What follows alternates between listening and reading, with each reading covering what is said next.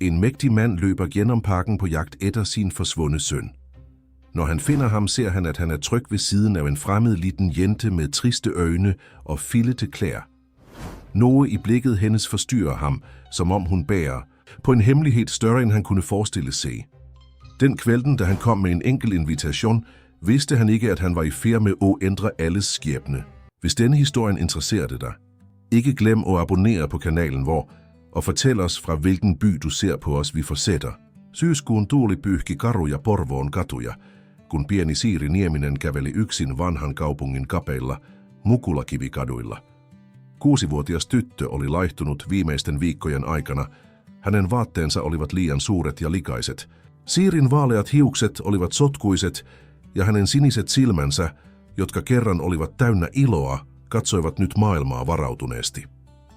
Äidin menetyksen jälkeen Siirin elämä oli muuttunut painajaiseksi.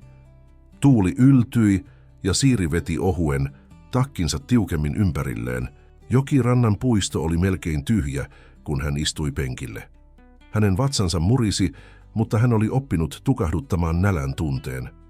Siitä oli 3 viikkoa, kun äitipuoli Risto oli tuonut hänet keskustaan, antanut hänelle kassin vanhoja vaatteita ja luvannut tulla takaisin tunnin kuluttua. Tuntia ei koskaan tullut, eikä Ristoa näkynyt. Odota tässä, minä käyn hoitamassa yhden asian, Risto oli sanonut välinpitämättömästi. Siirin äiti Kaarina oli kuollut auto-onnettomuudessa 5 vuotta aiemmin, ja sen jälkeen Risto oli muuttunut. Hän oli alkanut juoda enemmän, ollut vihainen, syyttänyt Siiriä kaikesta. Sinun takiasi hän lähti silloin autolla, Risto oli huutanut eräänä iltana, ja sanat olivat leikanneet syvemmälle kuin mikään fyysinen kipu. Siiri oli oppinut selviytymään kaduilla. Hän nukkui vanhan kirkon takapihalla olevassa varastorakennuksessa, kun vahtimestari ei huomannut. Hän söi ravintoloiden takapihoilta löytämiään ruoantähteitä ja vältti viranomaisia. Hän oli oppinut, ettei aikuisiin voinut luottaa. Tänään Siiri oli tullut jokirantaan, koska siellä oli lämpimämpää kuin tuulisilla kaduilla. Hän istui penkillä ja katseli veden pintaa, joka välkehti syksyn viimeisessä auringonvalossa. Porvoon joki virtasi rauhallisesti. Sen pinnalla kelluivat värikkäät syksyn lehdet. Siiri ajatteli äitiään, miten he olivat käyneet tässä samassa puistossa syöttämässä sorsia. Miten äiti oli laulanut hänelle Sininen uni tuutulaulua iltaisin. Äkkiä hänen ajatuksensa keskeytti itku. Siiri käänsi katseensa ja näki pienen pojan, ehkä 5-vuotiaan, joka seisoi yksin ja itki lohduttomasti. Pojan keltainen sadetakki erottui harmaata taivasta vasten ja hänen pienet kätensä pyyhkivät kyyneleitä kasvoilta. Siirin ensimmäinen vaisto oli paeta. Hän oli oppinut olemaan näkymätön, pysymään poissa muiden tieltä. Mutta jokin pojan itkussa kosketti häntä.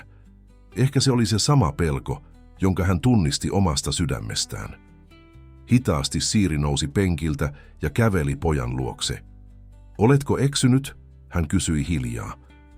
Poika nyökkäsi, kyyneleet vierivät hänen poskillaan. En löydä isää, hän nyyhkytti.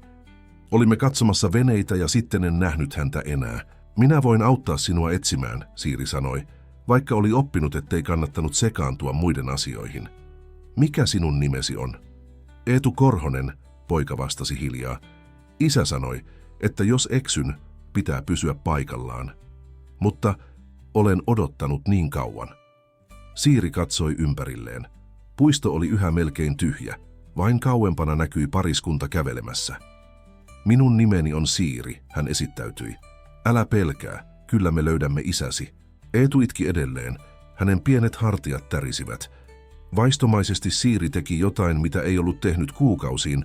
Hän alkoi laulaa. Se oli sama tuutulaulu, jonka äiti oli hänelle laulanut. Joka ilta, kun lamppu sammuu ja saapuu, oikea yö käy enkeliunten maahan, hän saapuu ja luoksesi jää. Eetun itku hiljeni ja hän katsoi Siiriä suurilla kyyneleisillä silmillään. Laulu jatkui ja Siiri tunsi jotain lämpenevän hänen sisällään, jotain, minkä hän oli luullut jäätyneen ikuisesti äidin lähdettyä. Se oli kaunis laulu, Eetu sanoi, kun Siiri lopetti. Minun äitini lauloi myös ennen kuin hän lähti taivaaseen. Siiri katsoi poikaa yllättyneenä. Sinun äitisi on myös poissa? Eetu nyökkäsi.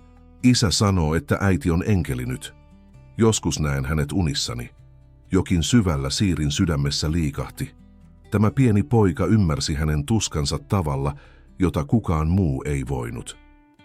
Eetu, Eetu. Miehen huuto keskeytti heidän keskustelunsa. Korkea tummahiuksinen mies juoksi heitä kohti. Hänen kasvoillaan oli helpotuksen ja paniikin sekoitus. Luojan kiitos, siinä sinä olet. Isä! Eetu huudahti ja juoksi miestä vastaan. Mies nosti pojan syliinsä ja halasi tätä tiukasti. Olin niin huolissani, mies sanoi ääni täristen. Käännyin hetkeksi katsomaan venettä ja sitten sinä olit poissa. Siiri auttoi minua, Eetu sanoi, ja osoitti tyttöä, joka seisoi nyt muutaman askeleen päässä, valmiina pakenemaan. Hän lauloi minulle äidin laulun. Mies käänsi katseensa Siiriin. Hänen silmänsä olivat ystävälliset, mutta tarkkailevat. Hän näki heti, että jotain oli vialla, likainen takki, laiha olemus varuillaan oleva katse. Kiitos, että autoit poikaani, hän sanoi pehmeästi. Olen Antti Korhonen. Siiri nyökkäsi, mutta ei sanonut mitään. Hän otti askeleen taaksepäin, valmiina häipymään. Isä, Siirin äiti on myös enkeli, Eetu kuiskasi, mutta tarpeeksi kovaa, että Siiri kuuli sen. Antti katsoi tyttöä uudelleen tällä kertaa tarkemmin. Missä sinun vanhempasi ovat, Siiri? Siiri kohautti olkapäitään. Äiti on poissa, isäpuoli, hän lähti. Lähti? Tarkoitatko, että olet täällä yksin? Antin ääni oli huolestunut. Siiri ei vastannut. Hän tiesi, että jos kertoisi totuuden, tulisi ongelmia, hänet lähetettäisiin jonnekin lasten kotiin ehkä. Hän oli kuullut kauhutarinoita sellaisista paikoista. Oletko syönyt tänään mitään? Antti kysyi, huomattuaan miten laiha tyttö oli. Siiri pudisti päätään. Me olemme menossa syömään, Antti sanoi. Tule kanssamme, se on vähintä mitä voimme tehdä kiitokseksi. Kyllä, tule Siiri, Eetu innostui. Menemme kahvila Helmeen. Siellä on maailman parasta kaakaota. Siiri epäröi. Hän oli oppinut, ettei vieraiden tarjouksia kannattanut hyväksyä, mutta hänen vatsansa murisi kovaa ja jokin Antin ja Eetun silmissä oli erilaista, turvallista. No, ehkä hetkeksi, hän myöntyi lopulta. He kävelivät yhdessä Porvoon vanhan kaupungin läpi, punatiilisten talojen ja puutalokortteleiden ohi, kohti joen rannalla sijaitsevaa pientä kahvilaa. Eetu piti isänsä kädestä kiinni ja kertoi innoissaan Siirille kaikesta, mitä he olivat nähneet sinä päivänä, veneistä, linnuista, vanhoista taloista. Siiri käveli heidän vierellään, tuntien olonsa oudoksi.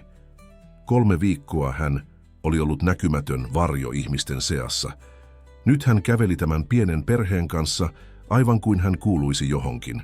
Se oli pelottavaa, mutta samalla se tuntui oikealta. Kahvilaan saapuessaan Siiri epäröi ovella. Hän ei ollut astunut sisälle mihinkään liikkeeseen sitten äitipuolen lähdön. Hänen vaatteensa olivat likaiset, hiukset takussa. Ihmiset tuijottaisivat. Tule, Antti sanoi ystävällisesti, aivan kuin olisi lukenut hänen ajatuksensa. Täällä on lämmintä. Vastahakoisesti Siiri astui sisään lämpimään kahvilaan. Tuoksut leivonnaisten kahvin kaakaon täyttivät hänen sieraimensa ja saivat hänen vatsansa murisemaan entistä kovemmin. Eetu veti hänet pöytään ikkunan viereen, josta näkyi joelle. Täältä näkee laivat, poika selitti innoissaan. Antti tilasi heille kaikille kaakaota ja korin täynnä tuoreita korvapuusteja. Kun tarjoilija toi ne pöytään, Siiri joutui pidättelemään itseään, ettei olisi syönyt liian ahneesti, mutta nälkä voitti ja hän söi 2 pullaa nopeasti, juoden kaakaon viimeiseen pisaraan. Haluatko lisää? Antti kysyi, nähdessään, miten nopeasti tyttö söi. Siiri pudisti päätään, vaikka olisi voinut syödä vielä 10 pullaa. Ei kiitos, tämä oli hyvää. Se oli ensimmäinen lämmin ateria viikkoihin. Siiri, Antti sanoi varovasti, minun täytyy kysyä, missä sinä asut nyt? Siiri vaihtoi painoa tuolilla välttäen katsekontaktia. Eri paikoissa hän mumisi. Tarkoitatko, että olet kaduilla, yksin? Antin ääni oli huolestunut, mutta lempeä. Siiri ei vastannut, mutta hänen hiljaisuutensa kertoi kaiken. Antti vaihtoi nopean katseen Eetun kanssa, joka seurasi keskustelua suurin silmin. Sitten hän kääntyi takaisin Siirin puoleen. Kuuntele, Siiri, on myöhäistä ja alkaa tulla kylmä. Meillä on ylimääräinen huone kotomme. Voisit tulla yöksi meille. Siiri tuijotti Anttia epäuskoisena. Kukaan ei ollut tarjonnut hänelle apua sitten äidin menetyksen. Hänen ensimmäinen ajatuksensa oli kieltäytyä. Hän oli oppinut, että aikuisten hyväntahtoisuus oli usein vain naamio jostain muusta. Mutta kun hän katsoi Antin silmiin, hän näki vain aidon huolen. En halua olla vaivaksi, Siiri sanoi hiljaa. Et ole vaivaksi, Antti vastasi pehmeästi. Oikeasti auttaisit meitä. Eetu on kaivannut seuraa, ja minun täytyy myöntää, että talo on ollut liian hiljainen viime aikoina. Kyllä tule meille, Eetu hihkaisi. Voin näyttää sinulle kaikki leluni, ja meillä on kilpikonna nimeltä Väinö. Siiri ei voinut olla hymyilemättä pojan innostukselle. Kilpikonna kuulosti mielenkiintoiselta, ja ajatus lämpimästä, turvallisesta paikasta yhdeksi yöksi oli liian houkutteleva vastustettavaksi. Hyvä on, hän sanoi lopulta, yhden yön. He nousivat Antin autoon, joka oli pysäköity vanhan kaupungin laidalle. Siiri istui takapenkille Eetun viereen, tuntien olonsa oudoksi. Viimeksi hän oli ollut autossa äidin kanssa, sinä kohtalokkaana päivänä. Auto ajoi pois Porvoon keskustasta kohti pientä omakotitaloaluetta joen toisella puolella. Siiri katseli ikkunasta, kun talot vaihtuivat puihin ja sitten taas taloihin. Hän huomasi Eetun nukahtaneen hänen viereensä, pää painuneena auton ovea vasten. Hän on väsynyt päivän jännityksestä, Antti sanoi hiljaa vilkaisten taustapeiliin. Sinäkin näytät väsyneeltä, Siiri. Siiri nyökkäsi. Hän oli aina väsynyt nykyään. Kun nukkui kadulla, ei koskaan saanut kunnon unta. Auto kääntyi pienelle tielle ja pysähtyi punaisen puutalon eteen. Talo oli vanha, mutta hyvin hoidettu. Pihalla kasvoi omenapuita ja seinustalla kukkivat myöhäiset syysasterit. Se näytti kodilta, sellaiselta kuin Siirillä oli ollut ennen. Olemme perillä, Antti sanoi ja herätti hellästi Eetun. Eetu, herää. Olemme kotona. Sisällä talo oli lämmin ja kodikas. Vanhat puulattiat narisivat heidän askeliensa alla ja olohuoneen nurkassa paloi takka. Seinillä oli valokuvia, Antti, Eetu ja nainen, jolla oli Eetun silmät ja hymy. Tuo on äiti, Eetu sanoi huomattuaan Siirin katseen. Hän on taivaassa nyt. Antti nyökkäsi surullisesti. Katariina lähti meiltä viime talvena. Syöpä, hän selitti hiljaa niin, että Eetu ei kuullut. Siiri tunsi oudon yhteyden tähän pieneen perheeseen. Hekin olivat menettäneet jonkun rakkaan. Hekin kantoivat samanlaista surua. Tule, näytän sinulle huoneesi, Antti sanoi ja johdatti Siirin yläkertaan. Hän avasi oven pieneen viihtyisään huoneeseen. Tämä oli työhuoneeni, mutta sänky on puhdas. Voit nukkua täällä. Siiri astui huoneeseen varovasti. Siellä oli pieni sänky, kirjahylly täynnä kirjoja ja ikkunasta näkyi takapihalle, jossa suuri vaahtera levitti punaisia lehtiään. Ja tässä on pyyhkeitä, Antti jatkoi, ottaen esiin pehmeitä pyyhkeitä kaapista. Kylpyhuone on käytävän päässä. Voit käydä suihkussa, jos haluat. Minä etsin sinulle puhtaita vaatteita yöksi. Siiri seisoi keskellä huonetta, tuntien olonsa epätodelliseksi. Oliko tämä unta? Oliko hän todella tässä lämpimässä talossa, puhtaassa huoneessa, ihmisten kanssa, jotka kohtelivat häntä ystävällisesti? Kiitos, hän sanoi hiljaa, ääni hieman särkyneenä. Antti hymyili. Ei kestä kiittää. Lepää hetki. Tulen hakemaan sinut, kun illallinen on valmis. Jäätyään yksin Siiri istui varovasti sängyn reunalle.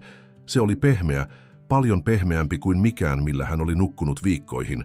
Hitaasti hän laski kätensä peitolle, tunnustellen sen pehmeyttä. Sitten vastustamattoman väsymyksen valtaamana hän käpertyi peiton päälle ja nukahti välittömästi. Hän heräsi koputukseen. Antti seisoi ovella, kädessään pino puhtaita vaatteita. Anteeksi, että herätän, hän sanoi, mutta ajattelin, että haluaisit ehkä käydä suihkussa ennen illallista. Löysin joitain Katariinan vanhoja teepaitoja, jotka saattaisivat sopia sinulle, ja Eetulla on housuja, jotka ovat käyneet hänelle pieniksi. Siiri nousi istumaan yhä hieman sekavana unesta. Kiitos, hän sanoi ja otti vaatteet. Kylpyhuone oli lämmin ja valoisa. Siiri ei muistanut, milloin oli viimeksi käynyt kunnon suihkussa. Hän oli pessyt itseään joessa ja huoltoasemien vessoissa, mutta tämä oli erilaista. Lämmin vesi valui hänen päälleen ja hän katsoi, kuinka lika huuhtoutui pois hänen iholtaan, vieden mukanaan pieniä palasia hänen viimeisistä vaikeista viikoistaan. Puhtaissa vaatteissa, hiukset märkinä mutta puhtaina, Siiri meni alakertaan. Keittiöstä kantautui ruuan tuoksu ja hänen vatsansa murisi jälleen. Antti seisoi hellan ääressä, sekoittaen jotain, ja Eetu istui pöydän ääressä piirtämässä. Siiri, Eetu huudahti innoissaan, tule katsomaan mitä piirrän. Siiri meni Eetun viereen ja katsoi paperia. Se oli piirustus 3 ihmisestä, isompi ja 2 pienempää talon edessä. Tämä on isä, Eetu selitti osoittaen isompaa hahmoa. Tämä olen minä ja tämä olet sinä. Hän osoitti 3. hahmoa, jolla oli keltaiset hiukset kuten Siirillä. Siiri tunsi kurkkunsa kuroutuvan kokoon. Hän ei tiennyt mitä sanoa. Eetu, Antti sanoi hellästi, Siiri on vieraanamme vain tämän yön. Mutta miksi? Eetu kysyi silmät suurina. Eikö hän voisi jäädä pidemmäksi aikaa? Hänellä ei ole kotia ja meillä on ylimääräinen huone ja hän pitää kilpikonnista. Eikö niin, Siiri? Siiri katsoi Anttiin hämmennyksen ja toivon sekoitus kasvoillaan. Antti huokaisi ja istui pöydän ääreen heidän kanssaan. Aikuisten maailma on monimutkainen, Eetu. Emme voi vain ottaa toista lasta asumaan kanssamme, vaikka haluaisimme. On sääntöjä, lakeja. Mutta Siiri tarvitsee kotia, Eetu intti. Ja me tarvitsemme Siiriä. Antti katsoi Siiriä pitkään. Mistä sinä olet kotoisin, Siiri? Missä sinun perheesi on? Siiri painoi katseensa alas. Hän oli vältellyt tätä keskustelua, mutta nyt se oli väistämättä edessä. Äitini, hänet vietiin pois auto-onnettomuuden jälkeen. Isääni en ole koskaan tuntenut. Äitipuoleni Risto jätti minut keskustaan 3 viikkoa sitten. Hän sanoi tulevansa takaisin, mutta ei koskaan tullut. Antin kasvot synkkenivät. Hän jätti sinut tahallaan, Siiri nyökkäsi. Hän ei pitänyt minusta. Hän sanoi, että olin liikaa vaivaa nyt kun äiti oli poissa. Antti nousi pöydästä ja käveli ikkunan luo hieroen niskaansa. Siiri pelkäsi, että mies suuttuisi tai käskisi hänen lähteä. Mutta kun Antti kääntyi, hänen silmissään oli päättäväisyys. Kuule, Siiri, tämä on vakava asia. Lapsi ei voi elää kadulla. Meidän täytyy ilmoittaa viranomaisille. Siirin sydän jäätyi. Ei viranomaisille. He vievät minut jonnekin laitokseen ja sitten en enää koskaan pääse pois. Hänen äänensä värisi. Antti tuli takaisin pöydän ääreen ja istui Siiriä vastapäätä. Mistä tiedät? Oletko ollut sellaisessa paikassa aiemmin? Siiri pudisti päätään. En, mutta olen kuullut tarinoita. Ja minä en halua vieraiden luokse. En halua paikkaan, jossa kukaan ei välitä minusta. Mutta sinä et voi jatkaa elämistä kadulla, Antti sanoi pehmeästi, mutta päättäväisesti. Hän voi asua meillä, Eetu ehdotti jälleen. Me välitämme hänestä. Antti huokaisi ja katsoi poikaansa. Sitten hän käänsi katseensa takaisin Siiriin. Kuule, tehdään näin. Saat nukkua täällä rauhassa. Huomenna soitan ystävälleni, joka on lastensuojelussa. Hän on mukava ihminen ja voimme keskustella tilanteestasi hänen kanssaan. Ehkä löydämme ratkaisun, joka sopii kaikille. Siiri epäröi. Hän ei luottanut viranomaisiin, mutta ehkä hän voisi luottaa Anttiin. Mies oli ollut ystävällinen tähän asti. Saisinko jäädä tänne siihen asti? Hän kysyi hiljaa. Antti, nyökkäsi. Tietenkin. Niin kauan kuin on tarpeen, kunnes löydämme parhaan ratkaisun sinulle. Hurraa! Eetu huudahti ja pomppasi tuoliltaan halatakseen Siiriä. Sinä jäät meille. Siiri löysi itsensä hymyilemästä ensimmäistä kertaa viikkoihin Ehkä kaikki olisi sittenkin hyvin. Illallisen jälkeen lämmin lihakeitto ja tuoretta leipää he istuivat olohuoneessa. Eetu näytti Siirille kilpikonnansa, Väinön, joka asui suuressa terraariossa ikkunan vieressä. Siiri oli lumoutunut hitaasta eläimestä, joka tutki uteliaasti hänen sormiaan lasikuorin läpi. Väinö pitää sinusta, Eetu sanoi vakavana. Hän ei yleensä tule niin lähelle vieraita. Myöhemmin Antti luki heille iltasadun. Siiri istui sohvalla Eetun vieressä, kuunnellen Antin syvää, rauhallista ääntä, kun hän luki tarinaa muumipeikosta ja ystävistä. Siiri tunsi lämmön ja turvallisuuden tunteen, jota hän ei ollut tuntenut sitten äidin menetyksen. Kun tarina päättyi, Antti saattoi Eetun sänkyyn. Siiri istui yhä sohvalla, miettien missä hänen paikkansa tässä kodissa oli. Oliko hän vieras? Väliaikainen asukas vai jotain muuta? Minäkin taidan mennä nukkumaan, hän sanoi, kun Antti palasi olohuoneeseen. Tietenkin, sinäkin olet varmasti väsynyt, Antti vastasi. Hyvää yötä, Siiri. Jos tarvitset jotain yöllä, huoneeni on käytävän päässä. Yläkerrassa. Siiri pukeutui Antin antamaan teepaitaan yöpaidaksi. Se oli aivan liian iso, mutta pehmeä ja mukava. Hän asettui sänkyyn ja veti peiton ylleen. Huone oli hiljainen ja pimeä, mutta ei pelottavalla tavalla kuten kadut. Ikkunasta paistoi kuun valo luoden pehmeän hopeisen hohteen lattialle. Ensimmäistä kertaa 3 viikkoon Siiri nukahti ilman pelkoa, ilman kylmyyttä, ilman nälkää. Hänen viimeinen ajatuksensa ennen uneen vaipumista oli, että ehkä, vain ehkä, hän oli löytänyt jotain, mitä ei uskonut enää koskaan löytävänsä kodin. Aamulla hän heräsi auringon valoon ja linnun lauluun. Hetken hän oli hämillään. Missä hän oli? Sitten eilisen tapahtumat palasivat hänen mieleensä ja hän tunsi samalla sekä helpotusta että jännitystä. Alakerrasta kuului ääniä, astioiden kilinää, hiljaista puhetta, naurua. Siiri nousi sängystä, pukeutui eilisiin puhtaisiin vaatteisiin ja kampasi hiuksiaan sormin. Sitten hän laskeutui varovasti portaat alas. Keittiöstä tulvi kahvin, kananmunien ja paahtoleivän tuoksu.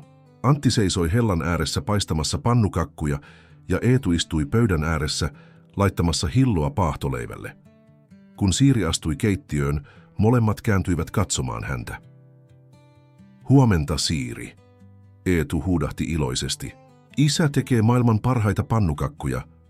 Huomenta, Siiri vastasi hiljaa epävarmana miten toimia. Oliko tämä päivä erilainen? Oliko eilisen ystävällisyys vain hetkellistä? Mutta Antti hymyili lämpimästi. Huomenta, nukuitko hyvin? Hän laski pannukakkuja lautaselle ja asetti sen pöydälle. Istu alas ja syö aamupalaa. Meillä ei ole kiire mihinkään. Siiri istui pöydän ääreen Eetua vastapäätä. Hän katsoi pannukakkuja, paahtoleipää, hedelmäkoria, kaikkea ruokaa, joka oli katettu aamupalapöytään. Tämä ei tuntunut todelliselta. Kiitos, hän sanoi, ottaen varovasti pannukakun lautaselleen. Otatko maitoa vai mehua? Antti kysyi, ottaen laseja kaapista. Mehua, kiitos, Siiri vastasi. Hän ei muistanut, milloin joku oli viimeksi kysynyt, mitä hän halusi. He söivät aamiaisen rauhallisessa hiljaisuudessa. Eetu kertoi Siirille koulustaan, ystävistään ja tulevasta retkestä metsään. Siiri kuunteli nyökytellen ja hymyillen pojan innostukselle. Sinun pitäisi tulla meidän kouluun, Eetu sanoi äkkiä. Siellä on kivaa. Meidän opettaja Maija on todella mukava ja välitunnilla meillä on iso kiipeilyteline. Siiri vilkaisi Anttia, joka katsoi heitä miettelijänä. Missä koulussa sinä olit, Siiri? Antti kysyi rauhallisesti. Porvoon keskuskoulussa, Siiri vastasi, mutta en ole käynyt siellä sitten. Hän vaikeni, ajatellen 3 viikkoa kadulla. Antti nyökkäsi ymmärtäväisesti. Ymmärrän. No, kuten sanoin eilen, soitan tänään ystävälleni lastensuojelussa. Hänen nimensä on Liisa Mäkinen. Hän voi auttaa meitä selvittämään tilannettasi. Siiri jäykistyi. Ajatus viranomaisista pelotti häntä yhä, mutta hän ei nähnyt muuta vaihtoehtoa kuin luottaa Anttiin. Aamiaisen jälkeen Antti meni työhuoneeseensa soittamaan. Siiri ja Eetu jäivät keittiöön ja Eetu ehdotti, että he pelaisivat lautapeliä. He levittivät Afrikan tähti-pelin olohuoneen lattialle ja alkoivat pelata.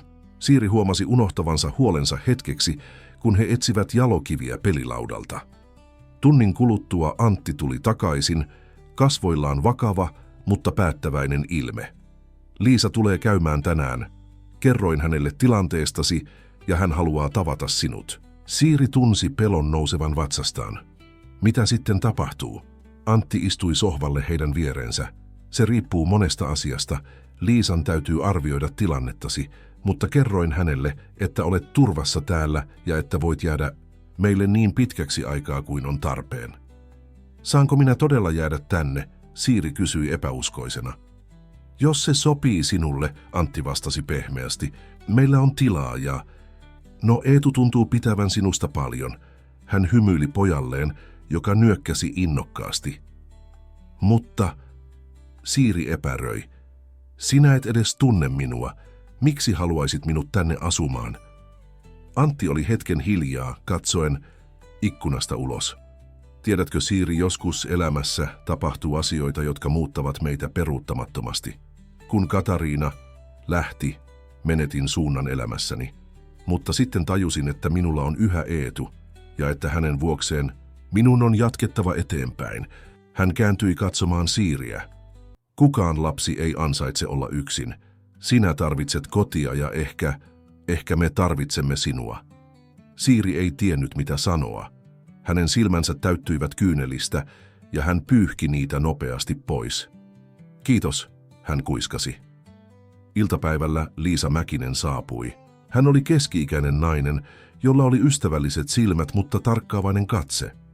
Siiri istui jännittyneenä sohvalla, kun Antti avasi oven. Tervetuloa, Liisa, Antti sanoi, kätellen naista. Kiitos, että tulit näin nopeasti. Totta kai, Liisa vastasi. Tämä kuulostaa vakavalta tilanteelta. Hän kääntyi ja huomasi Siirin. Sinä olet varmaan Siiri. Olen Liisa. Siiri nyökkäsi vaisusti, siirtyen hieman lähemmäs Eetua, joka istui hänen vieressään. Mitäs jos me aikuiset juttelisimme ensin kahden kesken, Liisa ehdotti Antille. Ja sitten puhuisin Siirin kanssa. Antti nyökkäsi ja johdatti Liisan keittiöön. Siiri ja Eetu jäivät olohuoneeseen ja Siiri kuunteli jännittyneenä ääniä keittiöstä, yrittäen kuulla, mitä aikuiset puhuivat. Älä pelkää, Eetu kuiskasi, ottaen Siirin käden omaansa. Isä lupasi, että saat jäädä.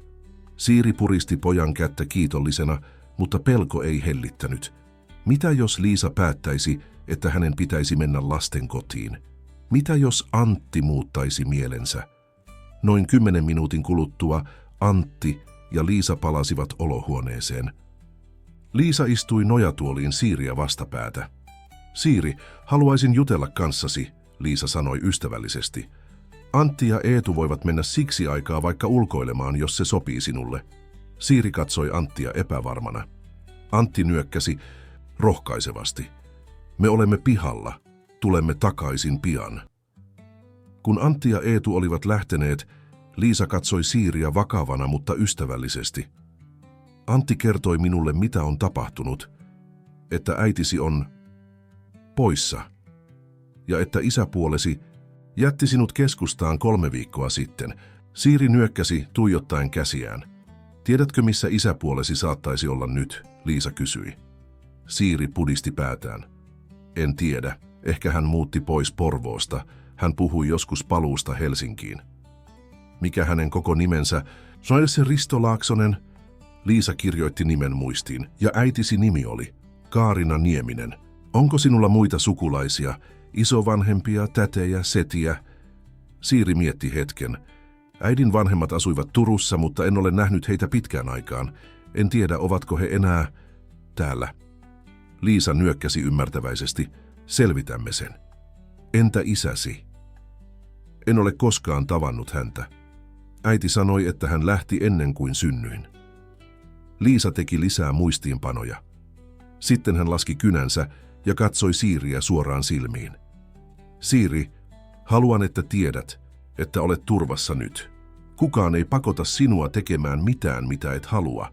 Meidän tärkein tehtävämme on varmistaa, että sinulla on turvallinen koti ja ihmiset, jotka välittävät sinusta. Ymmärrätkö? Siiri nyökkäsi hitaasti. Hyvä. Nyt, mitä ajattelet Antista ja Eetusta? Tunnetko olosi turvalliseksi heidän kanssaan? Siiri mietti hetken ja nyökkäsi sitten. He ovat olleet todella kilttejä. Antti antoi minun nukkua oikeassa sängyssä ja teki ruokaa, ja Eetu näytti minulle Väinön, heidän kilpikonnansa. Liisa hymyili. Kuulostaa hyvältä. Ja haluaisitko jäädä tänne heidän luokseen ainakin toistaiseksi? Kyllä, Siiri vastasi epäröimättä. Tämä on paras paikka, missä olen ollut sitten kun äiti oli vielä täällä. Liisa nyökkäsi vakavana. Ymmärrän. Antti on kertonut minulle, että hän on valmis ottamaan sinut luokseen toistaiseksi. Mutta meidän täytyy tehdä asiasta virallinen. Se tarkoittaa paperitöitä, tapaamisia ja ehkä oikeudenkäyntiä, jos löydämme isäpuolesi. Mutta lupaan, että teen kaikkeni, jotta saat jäädä tänne, jos se on sinulle parasta. Siiri tunsi helpotuksen aallon. Kiitos, hän sanoi hiljaa. Liisa jatkoi kysymysten esittämistä, koulusta, elämästä äidin kanssa, ajasta kadulla. Siiri vastasi niin rehellisesti kuin pystyi, vaikka joistakin asioista oli vaikea puhua. Lopulta Liisa laittoi muistiinpanovälineensä pois. Kiitos, että juttelit kanssani, Siiri. Olet hyvin rohkea tyttö. Hän nousi ja meni ikkunan luo. Kutsutaan Antti ja Eetu sisään. Antti ja Eetu tulivat takaisin ja Eetu juoksi heti Siirin luo. Saatko jäädä? Hän kysyi innokkaasti. Siiri katsoi Liisaa, joka nyökkäsi hymyillen. Kyllä, saan jäädä, Siiri vastasi ja Eetu halasi häntä spontaanisti. Hienoa, poika huudahti. Nyt voimme pelata Afrikan tähteä joka päivä. Aikuiset hymyilivät lasten innostukselle. Liisa veti Antin syrjään ja he jatkoivat keskustelua hiljaisella äänellä. Siiri ei kuullut kaikkea, mutta hän poimi sanoja kuten väliaikainen huoltajuus, sosiaalityöntekijä ja kuukausikorvaus. Lopulta Liisa tuli takaisin lasten luo. Siiri, minä lähden nyt, mutta tulen käymään pian uudestaan, ja jos tarvitset mitään, voit soittaa minulle milloin vain. Antti antaa sinulle numeroni. Siiri nyökkäsi. Kiitos, Liisa. Kun Liisa oli lähtenyt, Antti istui sohvalle lasten viereen. No niin, nyt se on virallista. Siiri jää asumaan meidän kanssamme. Kuinka pitkäksi aikaa? Siiri kysyi, uskaltamatta toivoa liikaa. Se riippuu monesta asiasta, Antti vastasi rehellisesti.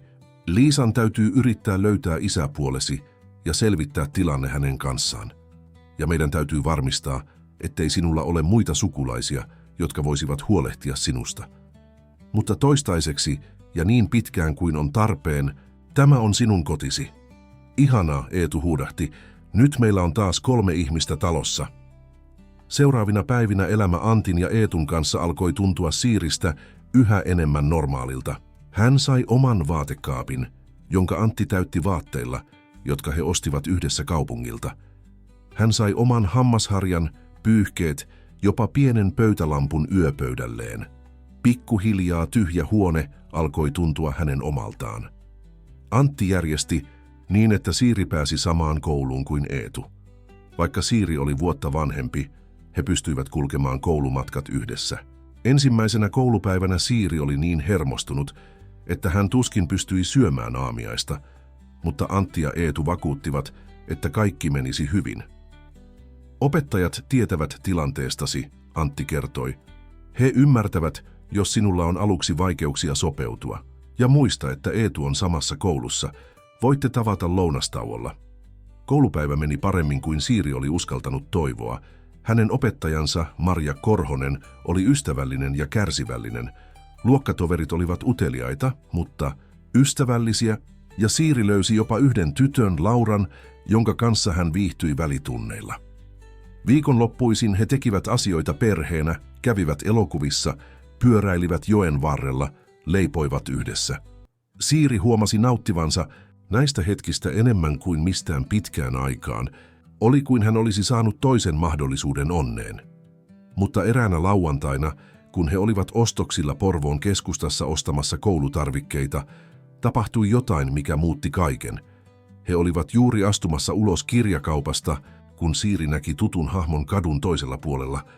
Tumma laiha mies seisoi tupakoimassa kaupan edessä.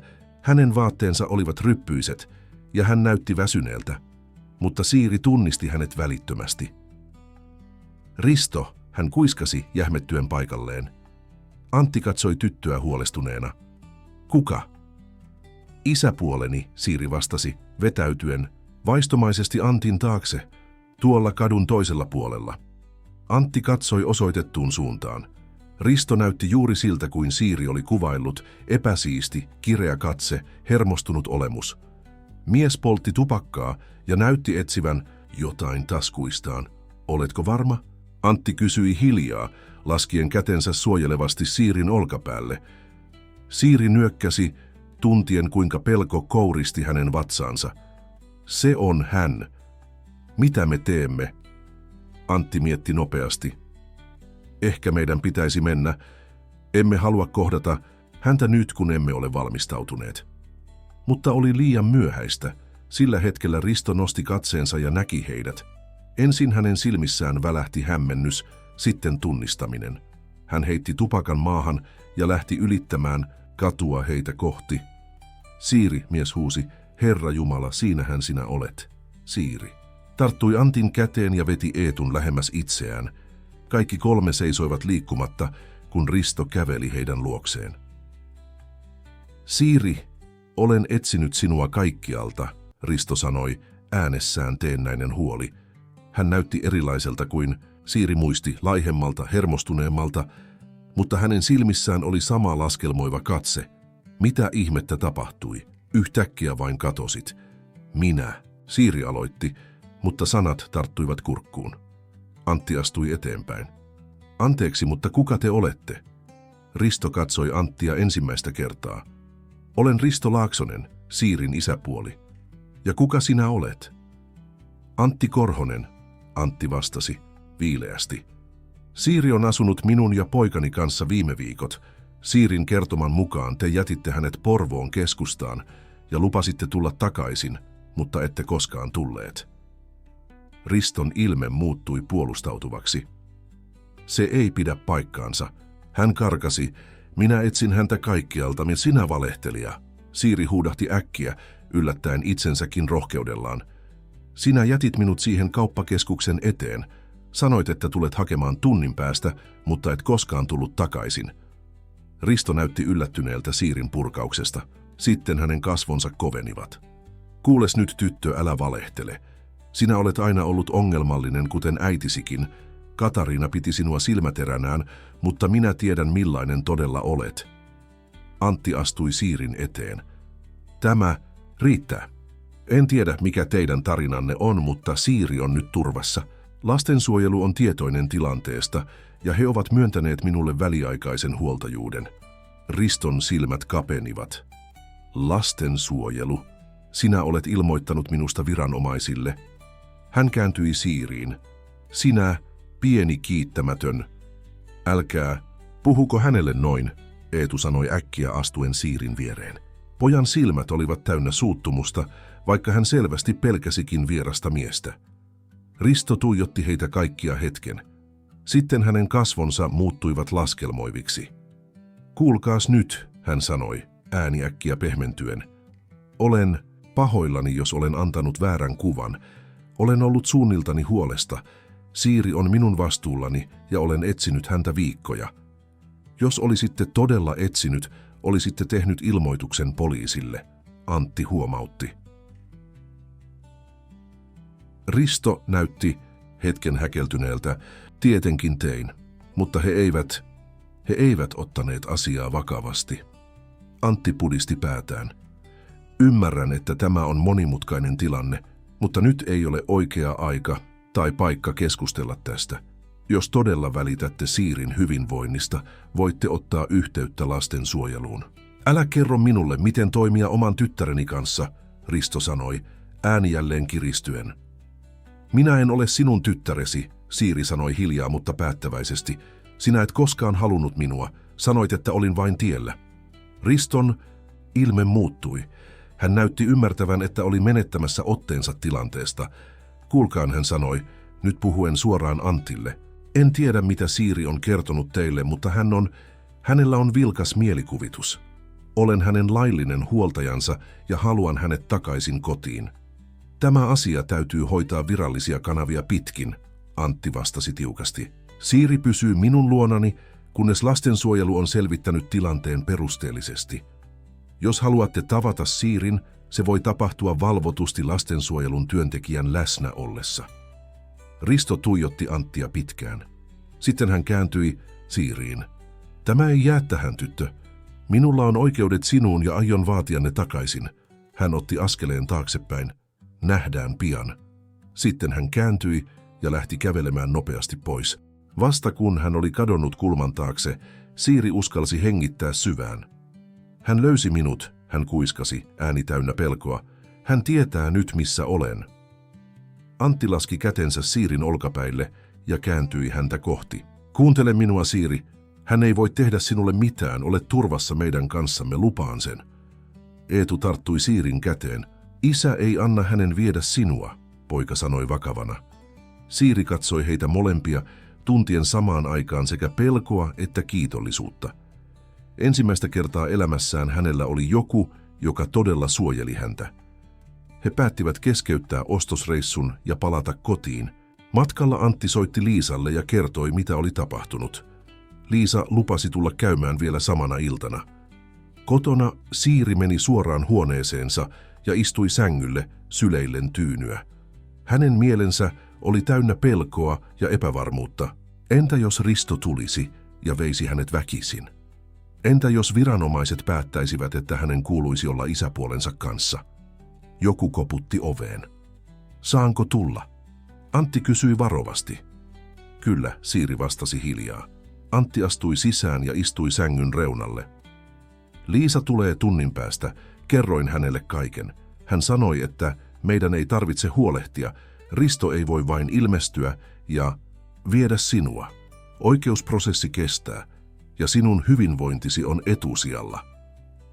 Siiri nyökkäsi, mutta pelko ei hellittänyt. Entä jos hän tulee tänne? Hän ei tiedä, missä asumme, Antti vakuutti. Ja vaikka tietäisikin, hänellä ei ole oikeutta tulla tänne. Jos hän yrittää, soitan poliisille. Siiri katsoi Anttia silmiin. Miksi välität? Miksi autat minua, vaikka se aiheuttaa sinulle ongelmia? Antti huokaisi syvään. Tiedätkö, Siiri, joskus elämässä asiat vain tapahtuvat syystä. Kun näin sinut ensimmäisen kerran siellä puistossa Eetun kanssa, tunsin heti, että kuulut meidän elämäämme. Ehkä se kuulostaa hullulta, mutta niin se vain on. Hän hymyili lempeästi. Olet tuonut valoa meidän kotiimme, Siiri. Eetu on onnellisempi kuin pitkään aikaan, ja minäkin olen. Joten kysymys ei ole siitä, miksi autan sinua, vaan siitä, miksi en auttaisi. Siiri tunsi kyyneleiden nousevan silmiinsä. Hän ei ollut tottunut tällaiseen ihmiseen, joka välitti pyyteettömästi. Kiitos, hän kuiskasi. Liisa saapui luvatun tunnin kuluttua. Hän toi mukanaan nipun papereita ja vakavan ilmeen. Aikuiset istuivat keittiön pöydän ääreen keskustelemaan, kun Siiri ja Eetu jäivät olohuoneeseen. Vaikka he yrittivät pelata lautapeliä, Siiri ei pystynyt keskittymään. Hän yritti kuunnella, mitä aikuiset puhuivat, mutta kuuli vain katkelmia. Täytyy hakea virallista huoltajuutta, taustaselvitys, mahdollinen oikeudenkäynti.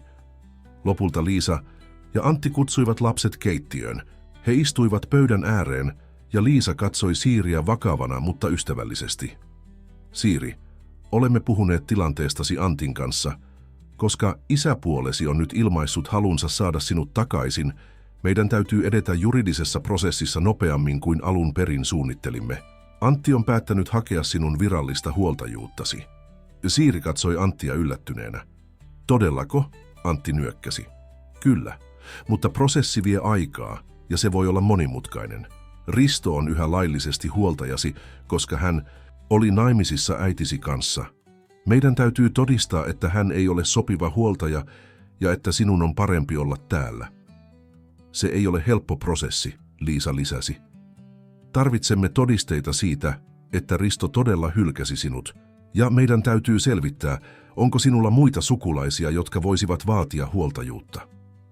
Mitä minun pitää tehdä? Siiri kysyi. Sinun täytyy vain kertoa totuus, Liisa vastasi. Kerro minulle ja mahdollisesti myöhemmin tuomarille, mitä tapahtui. Ja tärkeintä on, että kerrot, mitä itse haluat. Minä haluan jäädä tänne, Siiri sanoi epäröimättä katsoen Anttia ja Eetua. He ovat minun perheeni nyt. Eetu hymyili leveästi ja tarttui Siirin käteen pöydän alla. Hyvä, Liisa sanoi. Sillä välin sinun täytyy palata kouluun ja elämän tulisi jatkua mahdollisimman normaalina. Pidän huolen, että koulu ja muut viranomaiset tietävät tilanteestasi. Jos Risto yrittää tavata sinua, he eivät päästä häntä luoksesi ilman minun lupaani. Entä jos hän löytää meidän talon? Eetu kysyi huolestuneena. Silloin soitamme poliisille, Antti vastasi päättäväisesti. Mutta en usko, että niin käy. Hän ei tiedä, missä asumme. Seuraavina päivinä Siiri eli jatkuvan jännityksen alla. Joka kerta, kun ovikello soi tai joku käveli talon ohi, hän jähmettyi pelosta. Koulussa hän vilkuili jatkuvasti ympärilleen varmistaen, ettei Risto ollut lähistöllä. Öisin hän heräsi painajaisiin, joissa isäpuoli vei hänet pois Antin ja Eetun luota. Antti huomasi Siirin ahdistuksen ja yritti parhaansa mukaan rauhoittaa häntä. Hän haki Siirin joka päivä koulusta, vaikka se tarkoitti, että hänen piti lähteä töistä aikaisemmin. Hän piti huolen, että ovet olivat aina lukossa, ja hän hankki uudet lukot ulko-oviin. Eetu puolestaan oli päättänyt olla Siirin henkilökohtainen suojelija koulussa. Hän seurasi isosiskoaan kaikkialle, jopa tyttöjen vessan ovelle, ja istui hänen vieressään ruokalassa. Aluksi se ärsytti Siiriä, mutta pian hän alkoi arvostaa pojan uskollisuutta ja huolenpitoa. Viikkokohtaamisen jälkeen Liisa tuli taas käymään. Tällä kertaa hänellä oli mukanaan huolestuttavia uutisia. Risto on ottanut yhteyttä sosiaalivirastoon, Liisa kertoi. Hän on hakenut Siirin huoltajuuden palauttamista. Hän väittää, että sinä, Antti, olet käytännössä kidnappannut Siirin. Mitä? Antti huudahti järkyttyneenä. Sehän on naurettavaa. Tietysti on, Liisa rauhoitteli. Mutta hän on silti Siirin laillinen huoltaja tällä hetkellä. Hän on kertonut oman versionsa tapahtumista, että Siiri karkasi kotoa ja että hän on etsinyt häntä viikkoja. Hän väittää myös, että sinä manipuloit Siiriä olemaan palaamatta kotiin. Se ei ole totta, Siiri huudahti. Hän valehtelee. Hän jätti minut siihen kadulle. Me uskomme sinua, Siiri, Liisa sanoi rauhallisesti. Mutta nyt meidän täytyy todistaa se. Valitettavasti asiasta tulee todennäköisesti oikeudenkäynti. Oikeudenkäynti? Siiri toisti hiljaa, tuntien pelkonsa kasvavan. Niin, mutta se ei ole heti, Liisa selitti. Sitä ennen käydään läpi sovitteluprosessi. Meillä on ensimmäinen tapaaminen sovittelijan kanssa ensi viikolla. Siellä ovat läsnä Risto, minä, Antti ja sovittelija. Siiri, sinun ei tarvitse olla siellä, jos et halua. Entä jos sovittelija päättää, että minun pitäisi mennä takaisin Riston luokse? Siiri kysyi kauhuissaan. Se ei tapahdu, Antti vakuutti. Sovittelija ei tee lopullista päätöstä. Hän yrittää löytää ratkaisun, johon kaikki osapuolet voivat suostua. Ja minä en suostu mihinkään, mikä ei ole sinun parhaaksesi. Liisa nyökkäsi. Antti on oikeassa. Ja minä olen siellä puolustamassa sinun etuasi, Siiri. Minun tehtäväni on varmistaa, että ratkaisut tehdään sinun hyvinvointisi perusteella, ei aikuisten toiveiden. Siiri katsoi molempia aikuisia, tuntien hieman helpotusta, mutta pelko ei kadonnut kokonaan. Entä jos kaikesta huolimatta hänet pakotettaisiin palaamaan Riston luokse? Mistä tiedätte, että tuomari uskoo minua eikä Ristoa? Hän kysyi. Risto osaa olla vakuuttava, kun haluaa. Liisa ja Antti vaihtoivat katseita. Siksi meidän täytyy kerätä todisteita, Liisa sanoi. Siirin kertomus on tärkeä, mutta tarvitsemme muutakin. Esimerkiksi, jos löydämme todistajia, jotka näkivät Riston jättävän sinut silloin 3 viikkoa sitten. Tai jos löydämme todisteita siitä, että hän ei todella etsinyt sinua, kuten hän väittää. Seuraavat päivät olivat täynnä jännitystä ja valmisteluja. Antti ja Liisa työskentelivät väsymättä kerätäkseen todisteita Siirin puolesta. He haastattelivat kauppiaita ja vartijoita Porvoon keskustassa, toivoen löytävänsä jonkun, joka olisi nähnyt Riston jättävän Siirin.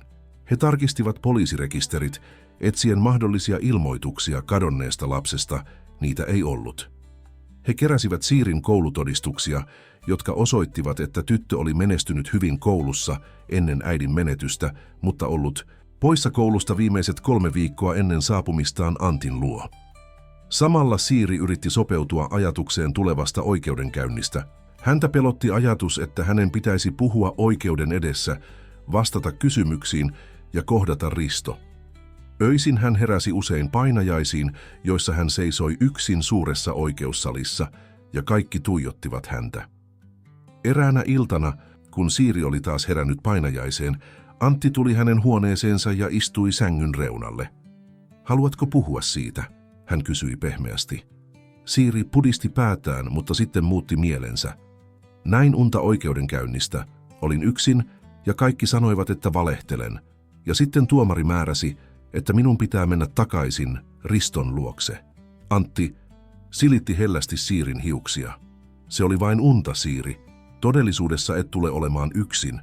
Minä olen siellä ja Liisa ja asianajaja, jonka olemme palkanneet, ja mikä tärkeintä, meillä on totuus puolellamme." "Mutta entä jos se ei riitä?" Siiri kysyi hiljaa. "Entä jos tuomari ei usko minua?" Antti huokaisi. "Elämässä ei ole varmuuksia, Siiri. En voi luvata, että kaikki menee juuri niin kuin toivomme, mutta voin luvata, että teen kaikkeni, jotta saat jäädä tänne. Ja vaikka joutuisimme valittamaan päätöksestä ylempiin oikeusasteisiin, teen senkin. En luovuta." Siiri katsoi Anttia pitkään. Miehen silmissä oli päättäväisyyttä, joka sai hänet uskomaan, että ehkä kaikki olisi sittenkin hyvin. "Kiitos", hän kuiskasi.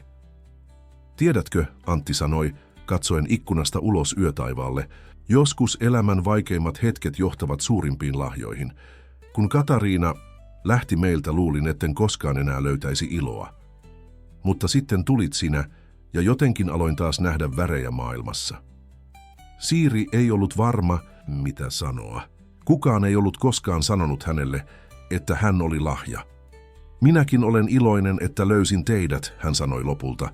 "Sinä ja Eetu olette kuin oikea perhe." Antti hymyili. "Me olemme oikea perhe, Siiri.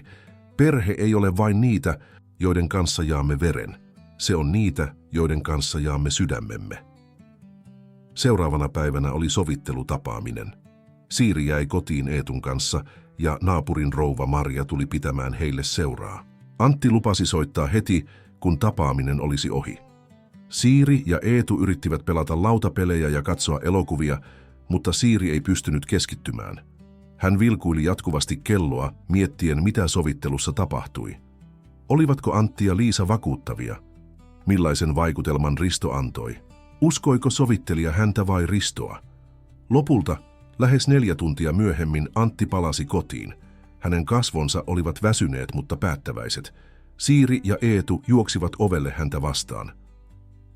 "Miten meni?" Siiri kysyi heti. Antti riisui takkinsa ja istuutui keittiön pöydän ääreen. "Se oli monimutkaista. Risto oli paikalla ja hän oli valmistautunut hyvin. Hän väitti, että te riitelitte, koska et halunnut totella sääntöjä ja että sinä karkasit. Hän sanoi etsineensä sinua kaikkialta." "Mutta sehän on vale", Siiri huudahti. "Tiedän", Antti sanoi rauhallisesti, "ja onneksi meillä oli todisteita. Löysimme lopulta yhden todistajan, sen kirjakaupan myyjän, jonka liikkeen edessä Risto jätti sinut. Hän muisti teidät, koska oli ihmetellyt, miksi mies jätti pienen tytön yksin kadulle. Hän oli jopa kysynyt sinulta, tarvitsetko apua, mutta olit sanonut, että isäsi tulee pian takaisin." Siiri nyökkäsi muistaen tilanteen. Hän oli todella uskonut, että Risto palaisi. "Tämä todistajan lausunto oli erittäin tärkeä", Antti jatkoi. "Sovittelija otti sen vakavasti. Lisäksi Liisa esitti raportit, joissa näkyi, ettei Risto ollut koskaan tehnyt ilmoitusta kadonneesta lapsesta." "Mitä sitten tapahtui?" Siiri kysyi jännittyneenä. "Sovittelija ehdotti kompromissia. Sinä jäisit asumaan meille, mutta Risto saisi tapaamisoikeuden valvotusti, tietenkin. Mutta hän kieltäytyi. Hän vaati täyttä huoltajuutta. Joten mitä nyt tapahtuu? Nyt asia menee oikeuteen." Antti sanoi vakavana. Tuomari päättää, mikä on sinulle parasta. Oikeudenkäynti on 2 viikon päästä. Siiri tunsi pelon nousevan vatsastaan. Minun täytyy mennä sinne? Kyllä, Antti vastasi. Tuomari haluaa kuulla sinua. Mutta älä huoli, olemme siellä kanssasi. Ja muista, sinun tarvitsee vain kertoa totuus. 2 viikkoa kului kuin sumussa. Siiri yritti keskittyä kouluun ja normaaliin elämään, mutta tuleva oikeudenkäynti varjosti kaikkea. Antti ja Liisa tapasivat usein, suunnitellen strategiaa. He palkkasivat asianajajan, Helena Virtasen, joka oli erikoistunut lastensuojeluasioihin. Helena tuli tapaamaan Siiriä ja selitti, miten oikeudenkäynti etenisi ja mitä Siiriltä odotettaisiin. Sinun ei tarvitse pelätä, Helena vakuutti. Tuomari Mäkelä on erittäin kokenut lastensuojeluasioissa ja hän tekee päätöksensä vain sinun etusi mukaisesti. Sinun tarvitsee vain vastata kysymyksiin rehellisesti. Eetu oli koko ajan Siirin tukena. Hän piirsi kuvia, joissa Siiri, hän ja Antti olivat yhdessä ja kirjoitti Siirille kortin, jossa luki: "Olet minun isosiskoni ikuisesti." Siiri piti korttia yöpöydällään ja katsoi sitä aina ennen nukahtamista. Viimein koitti oikeudenkäyntipäivä. Siiri heräsi aikaisin, vatsassa perhosia. Antti oli valmistanut erityisen aamiaisen, pannukakkuja vaahterasiirapilla, Siirin lempiruokaa, mutta Siiri tuskin pystyi syömään. Helena oli neuvonut häntä pukeutumaan siististi, mutta mukavasti, joten hän valitsi uuden sinisen mekon, jonka Antti oli ostanut hänelle, ja laittoi hiuksiinsa siniset hiussoljet. Automatkalla oikeustalolle Antti yritti keventää tunnelmaa kertomalla vitsejä, mutta Siiri ei pystynyt nauramaan. Hänen ajatuksensa olivat täynnä huolia. Entä jos hän unohtaisi, mitä piti sanoa? Entä jos hän alkaisi itkeä kesken kaiken? Entä jos tuomari ei uskoisi häntä? Oikeustalo oli suuri ja pelottava rakennus. Siiri tarttui Antin käteen, kun he nousivat portaita ylös. Sisällä Helena odotti heitä, elegantti mustassa puvussaan. "Oletteko valmiita?"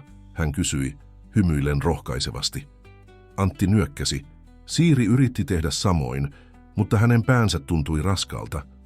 He menivät oikeussaliin, joka oli pienempi kuin Siiri oli kuvitellut, mutta silti vaikuttava.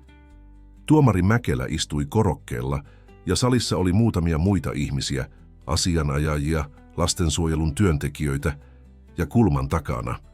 Ristomiassa Siiri väisti nopeasti katsettaan, kun näki isäpuolensa. Mies oli pukeutunut siistimmin kuin Siiri oli koskaan nähnyt, ja hänen hiuksensa oli kammattu taakse.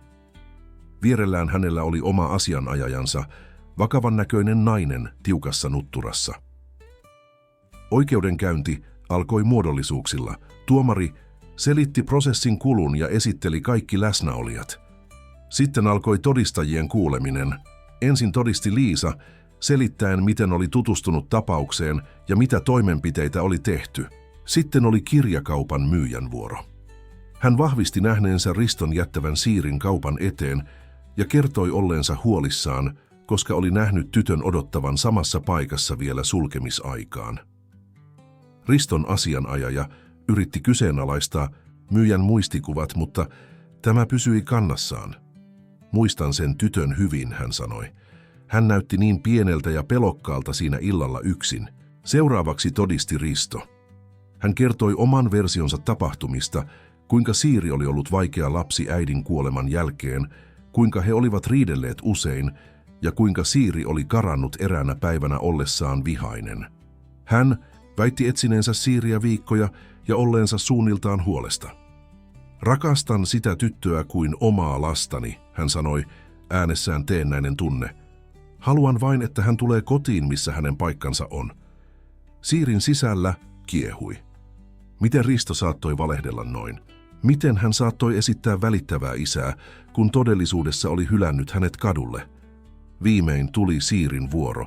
Hän nousi vapisten ja käveli todistajan aitioon. Tuomari hymyili hänelle ystävällisesti. "Siiri, tiedän, että tämä on jännittävää", tuomari sanoi lempeästi, "mutta haluan sinun tietävän, että olet turvassa täällä. Kukaan ei ole vihainen sinulle ja sinun tarvitsee vain kertoa totuus. Voitko tehdä niin?"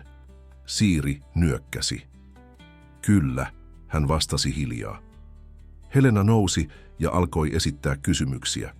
Hän johdatti Siirin läpi koko tarinan, äidin menetyksen, elämän Riston kanssa, päivän, jolloin Risto oli jättänyt hänet, viikot kadulla, kohtaamisen Eetun ja Antin kanssa ja elämän heidän kodissaan. Miltä sinusta tuntui, kun Risto jätti sinut kaupan eteen? Helena kysyi. Ensin ajattelin, että hän tulee takaisin, Siiri vastasi. Hän lupasi, odotin, mutta sitten tuli pimeää ja kylmää ja ymmärsin, ettei hän tulekaan. Olin peloissani ja surullinen. Ja nyt kun asut Antin ja Eetun kanssa, miltä sinusta tuntuu? Siiri katsoi Anttia ja hymyili pienesti. Turvalliselta, onnelliselta. He ovat minun perheeni nyt. Riston asianajaja nousi seuraavaksi. Hänen kysymyksensä olivat teräviä ja hän yritti saada Siirin puhumaan ristiin. Eikö ole totta, että sinä ja isäpuolesi riitelitte usein? Joskus, Siiri myönsi. Ja eikö ole totta, että sinä olit vihainen hänelle, koska ajattelit, että hän oli ottanut äitisi paikan? En ajatellut niin, Siiri sanoi, mutta hän muuttui, kun äiti lähti. Hän joi paljon ja oli vihainen. Hän sanoi, että olin vain tiellä. Mutta hän huolehti sinusta, eikö niin? Antoi sinulle ruokaa, vaatteita, katon pään päälle. Siiri epäröi. Kyllä, ennen kuin hän jätti minut. Ja Antti Korhonen, hän on käytännössä vieras, eikö niin? Tapasit hänet vasta muutama viikko sitten. Miksi luotat häneen enemmän kuin isäpuoleesi, jonka olet tuntenut vuosia? Siiri katsoi suoraan asianajajaa. Koska hän ei koskaan jättäisi minua yksin kadulle.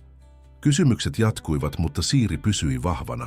Hän kertoi totuuden siitä, mitä oli tapahtunut, eikä antanut asianajajan pelotella itseään. Kun hänet viimein vapautettiin, hän tunsi itsensä uupuneeksi, mutta myös jonkinlaista ylpeyttä. Hän oli puolustanut itseään, kertonut totuuden. Todistusten jälkeen tuomari Mäkelä ilmoitti, että hän tarvitsi aikaa päätöksen harkitsemiseen. Kaikkien tulisi palata oikeussaliin 2 tunnin kuluttua. Antti vei Siirin ja Helenan läheiseen kahvilaan. Siiri oli vielä jännittynyt ja väsynyt todistamisesta, mutta hän tunsi myös helpotusta, pahinta oli takana. Hän oli kertonut totuuden ja tuomari oli kuunnellut häntä tarkkaavaisesti. Olit todella rohkea siellä, Antti sanoi, kun he istuivat kahvilan pöydän ääreen. Olen ylpeä sinusta. Niin minäkin, Helena lisäsi. Vastauksesi olivat selkeitä ja rehellisiä. Tuomari Mäkelä on hyvin kokenut ja hän osaa erottaa totuuden valheesta. Luuletteko, että hän uskoo minua? Siiri kysyi sekoittain lusikalla kaakaota, jota ei ollut vielä maistanut. Helena ja Antti vaihtoivat katseita. Uskon niin, Helena sanoi. Meillä on vahvat todisteet puolellamme, kirjakaupan myyjän todistus, se ettei Risto tehnyt katoamisilmoitusta ja sinun oma kertomuksesi, joka oli hyvin vakuuttava. Mutta Risto valehteli niin uskottavasti, Siiri sanoi huolestuneena. Niin teki, Antti myönsi, mutta hän teki yhden suuren virheen. Muistatko, kun hän sanoi, että ansaitsee jonkinlaisen korvauksen sinusta huolehtimisesta? Siiri nyökkäsi. Hän oli hämmästynyt, kun Risto oli sanonut niin oikeudessa. Se paljasti hänen todelliset motiivinsa, Helena selitti. Hän ei puhu kuin isä, joka välittää lapsestaan. Hän puhuu kuin joku, joka haluaa jotain vastineeksi. Tuomari Mäkelä huomasi sen varmasti. Siiri toivoi, että he olivat oikeassa. Hän joi kaakaonsa ja yritti ajatella positiivisesti. Mitä tahansa tapahtuisikin, hän oli taistellut. Hän ei ollut enää se pelokas tyttö, joka piiloutui varjoissa. Hän oli löytänyt äänensä. 2 tunnin kuluttua he palasivat oikeussaliin. Siiri istui jälleen Antin ja Helenan välissä, sydän hakaten kovaa. Risto istui toisella puolella salia ja hänen asianajajansa kuiskasi jotain hänen korvaansa. Tuomari Mäkelä astui saliin ja kaikki nousivat seisomaan. Tuomarin kasvot olivat vakavat, mutta ystävälliset, kun hän istuutui paikalleen. Olen kuullut kaikki todistukset ja harkinnut asiaa huolellisesti, tuomari aloitti. Tässä tapauksessa on kyse Siiri Niemisen, 6-vuotiaan tytön huoltajuudesta. Toisella puolella on hänen isäpuolensa, Risto Laaksonen, joka on ollut hänen laillinen huoltajansa äidin menetyksen jälkeen. Toisella puolella on Antti Korhonen, joka on huolehtinut Siiristä viimeiset kuukaudet. Tuomari katsoi papereitaan ja jatkoi: lastensuojelulain mukaan lapsen huoltajuutta koskevissa päätöksissä tulee aina asettaa lapsen etu etusijalle. Tässä tapauksessa minun on harkittava, kumman huoltajan luona Siirillä on paremmat edellytykset tasapainoiseen kehitykseen ja hyvinvointiin. Siiri tunsi, kuinka Antti puristi hänen kättään hellästi. Todistusaineisto osoittaa useita huolestuttavia seikkoja herra Laaksosen toiminnassa, tuomari jatkoi. Ensinnäkin on vahvaa näyttöä siitä, että hän jätti Siirin yksin kaupungille vastoin väitteitään. Toiseksi hän ei tehnyt katoamisilmoitusta, mikä olisi ollut normaali toimenpide, jos lapsi olisi todella kadonnut. Kolmanneksi hänen lausuntonsa oikeudessa paljastivat asenteen, joka ei ole yhteensopiva lapsen edun kanssa. Risto liikehti paikallaan, hänen kasvonsa synkkenivät. Toisaalta, tuomari jatkoi, herra Korhonen on osoittanut poikkeuksellista sitoutumista ja huolenpitoa ottaessaan Siirin kotiinsa. Lastensuojelun raportit osoittavat, että Siiri on sopeutunut hyvin uuteen kotiinsa. Hän käy säännöllisesti koulua ja hänen psyykkinen hyvinvointinsa on parantunut huomattavasti. Siiri pidätti hengitystään. Oliko tämä hyvä vai huono merkki? Lisäksi, tuomari sanoi, katsoen nyt suoraan Siiriin, olen kuunnellut tarkasti Siirin omaa kertomusta. Lastensuojelulaki edellyttää, että lapsen mielipide otetaan huomioon hänen ikänsä ja kehitystasonsa mukaisesti. Siiri on ilmaissut selvästi, että hän haluaa jäädä Antti Korhosen kotiin. Tuomari laski paperinsa ja katsoi koko salia.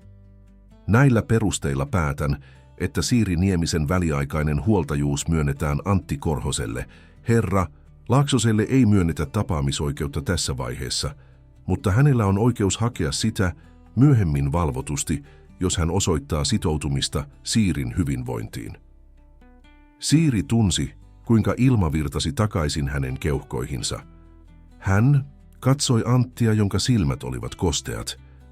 Lisäksi, tuomari jatkoi, annan luvan aloittaa pysyvän huoltajuuden ja mahdollisen adoption valmistelun. Nämä prosessit kestävät aikansa, mutta väliaikainen huoltajuus pysyy voimassa niiden ajan. Tuomari löi nuijalla pöytään. Istunto on päättynyt. Salissa puhkesi pieni hälinä. Risto nousi äkisti ja käveli ulos asianajajansa kanssa, vilkaisemattakaan Siiriin. Siiri ei välittänyt, hän halasi Anttia tiukasti, kyyneleet virtasivat hänen poskillaan. Me voitimme, Antti kuiskasi. Sinä tulet kotiin. Helena hymyili heille. Onneksi olkoon, tämä oli paras mahdollinen tulos. He kävelivät ulos oikeustalosta, Siiri Antin käsipuolessa. Ulkona aurinko paistoi ja Siiri tunsi lämmön kasvoillaan. Ensimmäistä kertaa viikkoihin, ehkä jopa kuukausiin, hän tunsi olevansa todella vapaa. Mennään hakemaan Eetu koulusta ja kerrotaan hänelle, Antti ehdotti.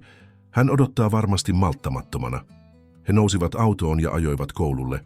Matka tuntui lyhyemmältä kuin koskaan ja Siirin ajatukset lensivät. Hän saisi jäädä Antin ja Eetun luo, ei vain vähäksi aikaa, vaan pysyvästi. Hän saisi kodin, perheen, tulevaisuuden. Koulun pihalla Eetu odotti reppu selässään. Kun hän näki heidät, hän juoksi autoa kohti. No, mitä tapahtui? Hän kysyi heti, kun oli avannut auton oven. Tuomari päätti, että Siiri jää asumaan meidän luoksemme, Antti vastasi hymyillen. Oikeasti, Eetu huudahti ja katsoi Siiriä silmät loistaen. Ihanaa, sinä olet nyt oikeasti minun siskoni. Niin olen, Siiri sanoi, nauraen ja itkien samaan aikaan. Eetu ojensi jotain taskustaan. Tein tämän sinulle koulussa, opettaja auttoi. Se oli pieni puinen riipus, johon oli kaiverrettu sana sisar.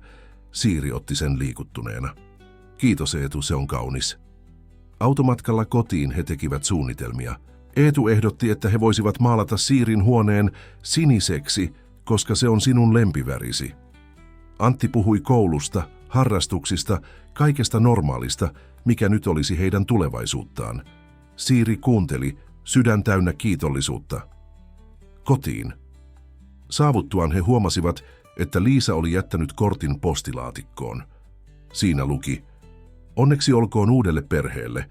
Tiedän, että edessä on vielä paljon paperityötä ja tapaamisia, mutta vaikein on ohi. Nauttikaa tästä päivästä." Antti luki kortin ääneen ja hymyili. Niin, edessä on vielä paljon paperityötä, mutta Liisa on oikeassa. Vaikein on ohi. Nyt voimme keskittyä elämään perheenä. "Voimmeko juhlia jotenkin?" Eetu kysyi. "Innoissaan." "Tietenkin", Antti vastasi. "Mitä sanotte pizzasta illalliseksi ja ehkä jäätelöä jälkiruoksi?" "Kyllä", Eetu huudahti. "Ja voisimmeko katsoa elokuvan, jonkun, jossa on onnellinen loppu?" Antti naurahti. "Se kuulostaa täydelliseltä." Siiri istui hiljaa sohvalla, katsellen ympärilleen kodissa, joka oli nyt virallisesti hänen. Väinökilpikonna rapistelee terraariossaan. Ikkunoista tulvii iltapäivän auringonvalo ja ilmassa leijuu kahvin ja vastaleivotun pullan tuoksu. Tämä oli kotipaikka, jossa häntä rakastettiin, jossa hän oli turvassa. Hän ajatteli matkaansa, äidin menetystä, Riston hylkäämistä, viikkoja kadulla, Eetun kohtaamista puistossa. Kaikki nuo vaikeat kokemukset olivat johtaneet tähän hetkeen, tähän uuteen alkuun. Antti tuli olohuoneeseen, kädessään valokuvakehys. "Löysin tämän varastosta. Ajattelin, että voisimme ottaa uuden perhekuvan ja laittaa sen tähän." Siiri katsoi kehystä.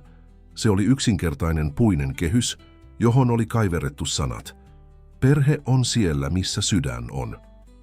"Se on täydellinen", hän sanoi hiljaa. Antti asetti kehyksen kirjahyllylle. "Huomenna voisimme ottaa sen kuvan, ehkä takapihalla, omenapuun alla." Eetu tuli olohuoneeseen, kantaen jotain kädessään. "Katso, Siiri, löysin vanhan kouluprojektini, se on sukupuu." Siiri katsoi paperia. Siinä oli piirretty puu, jonka oksilla oli erilaisia nimiä. Antti, Eetu, Katariina. "Nyt pitää lisätä sinun nimesi." Eetu sanoi innoissaan ja juoksi hakemaan värikyniä. Antti istui Siirin viereen sohvalle, katsellen poikansa intoa. "Tiedätkö, Siiri, joskus perheet syntyvät tavoilla, joita emme osaa odottaa. Joskus ne muodostuvat sattuman kautta, mutta vahvistuvat rakkauden voimalla." Siiri nyökkäsi. "Kuten meidän perheemme." "Juuri niin", Antti sanoi halaten Siiriä kevyesti. "Kuten meidän perheemme." Eetu palasi värikynineen ja levitti sukupuun lattialle. Yhdessä he lisäsivät Siirin nimen puuhun Eetun viereen. Eetu piirsi sydämen nimien ympärille. "Nyt se on valmis", hän sanoi tyytyväisenä. Myöhemmin illalla, pizzan, jäätelön ja onnellisen elokuvan jälkeen, kun Eetu oli jo mennyt nukkumaan, Siiri seisoi huoneensa ikkunan ääressä katsellen tähtiä. Hän ajatteli äitiään ja ensimmäistä kertaa pitkään aikaan muisto ei tuonut vain surua, vaan myös lämpöä. "Äiti", hän kuiskasi hiljaa, "löysin kodin, löysin perheen, olen nyt turvassa." Hän kosketti puista sisarriipusta, jonka Eetu oli antanut hänelle, ja tunsi, kuinka kyyneleet nousivat hänen silmiinsä, mutta ne eivät olleet surun kyyneleitä. Ne olivat kiitollisuuden, helpotuksen ja toivon kyyneleitä. Joku koputti oveen. Antti seisoi ovella, kädessään pieni paketti. "Anteeksi, että häiritsen", hän sanoi, "mutta halusin antaa tämän sinulle. Ostin sen jo viikko sitten, mutta odotin oikeaa hetkeä." Siiri otti paketin ja avasi sen varovasti. Sisällä oli kaunis hopeanvärinen ranneketju, jossa riippui pieni enkeli. "Se on suojelusenkeli", Antti selitti, "jotta tietäisit, että olet aina suojeltu. Ja toisaalta sinä olet myös meidän enkelimme, tulit elämäämme juuri kun tarvitsimme sinua eniten." Siiri katsoi korua, sitten Anttia. Hän halasi miestä tiukasti, sanoja tarvitsematta. Antti halasi takaisin, ja he seisoivat siinä pitkään, isä ja tytär, yhdessä aamun sarastukseen. Seuraavana aamuna Siiri heräsi auringon säteisiin, jotka valaisivat hänen huonettaan. Hän nousi, pukeutui ja laittoi enkelirannekorun käteensä. Sitten hän meni alakertaan, missä Antti ja Eetu jo odottivat aamiaisella. "Huomenta, perhe", hän sanoi, ja sanat tuntuivat oikeilta hänen suussaan. "Huomenta, Siiri", Eetu vastasi iloisesti. Arvaa mitä? Isä sanoi, että voimme hakea koiranpennun ensi viikolla. Todellako? Siiri kysyi yllättyneenä, katsoen Anttia. Antti nyökkäsi hymyillen. Ajattelin, että perheemme voisi laajentua vielä yhdellä jäsenellä. Mitä sanot? Se olisi ihanaa, Siiri vastasi, istuen pöytään heidän kanssaan. Aurinko paistoi ikkunasta sisään, valaisten 3 ihmistä, jotka jakoivat aamiaista, naurua ja tulevaisuuden. He eivät olleet täydellisiä. Heillä kaikilla oli arpensa, mutta yhdessä he olivat ehjä perhe, joka oli löytänyt toisensa elämän myrskyissä ja rakentanut jotain kestävää hauraista palasista. Siiri katsoi Anttia ja Eetua ja tiesi olevansa kotona. Ei talossa, vaan sydämissä, jotka olivat